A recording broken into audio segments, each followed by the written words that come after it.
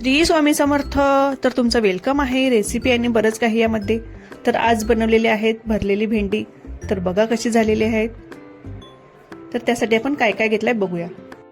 त्यासाठी घेतलेलं आहे भेंडी, हळद, कढीपत्ता, कांदा घेतलेला आहे, तिळाचं कूट घेतलेला आहे, मीठ, खोबऱ्याचा कूट घेतलेला आहे, मसाला आणि कोथिंबीर. तर बघा एवढं साहित्य घेतलेलं आहे. तर पहिले मी ते भेंडी धुवून घेते.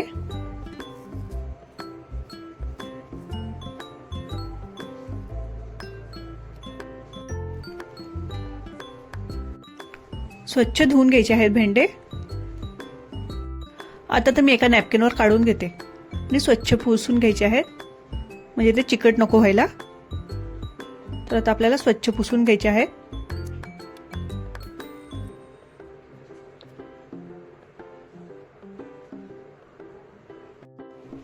तर आता आपल्याला ते कट करून घ्यायचे आहेत. तर मी एक भेंड्याचे 2 तुकडे करून घेते.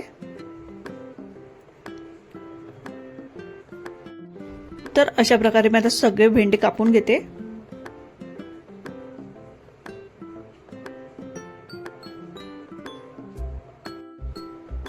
तर तुम्ही ही रेसिपी पूर्ण नक्कीच बघा, नक्कीच आवडेल तुम्हाला. अशा प्रकारे आता आपल्याला भेंडी भरायची आहेत म्हणून असे मी कट करून घेते.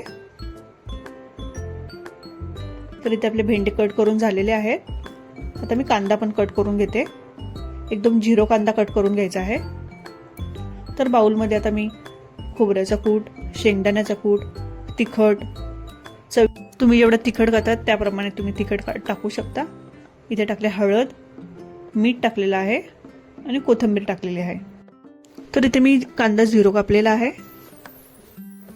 इथे कढईमध्ये तेल गरम करत ठेवलेलं आहे. त्यात टाकते हिंग. हिंग चांगलं तडतडून द्यायचं आहे. आता त्यामध्ये टाकते कांदा. मी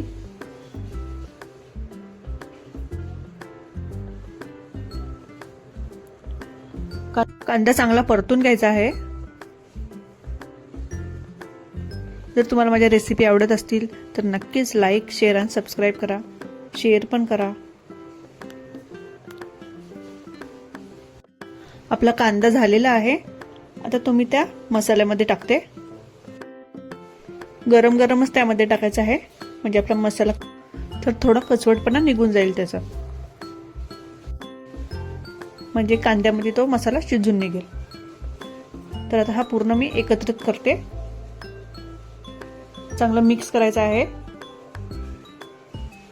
तर वरून थोडी कोथिंबीर टाकले. तर आपला आता मसाला रेडी झालेला आहे. आता आपण तो भेंड्यांमध्ये भरून घेऊया. तर व्हिडिओमध्ये दाखवल्याप्रमाणे असं आपल्याला भरून घ्यायचं आहे. आता मी पूर्ण भेंडे भरून घेते असे. तर बघा आपले भेंडे भरून झालेले आहेत अशा प्रकारे. आता त्याच कढईमध्ये थोडं तेल टाकते आणि कढीपत्ता टाकते. कढीपत्ता चांगला तडतडला की आपल्याला ते पूर्ण भेंडे टाकून द्यायचे आहेत.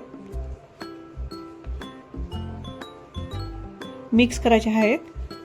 जास्त मिक्स करायचे नाही, म्हणजे आपला मसाला निघून जाईल.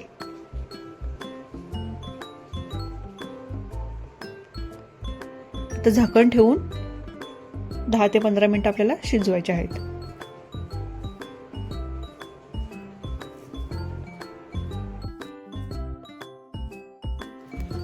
तर इथे रेडी झालेले आहे आपले भेंडे. रेसिपी आवडली तर नक्कीच लाईक करा,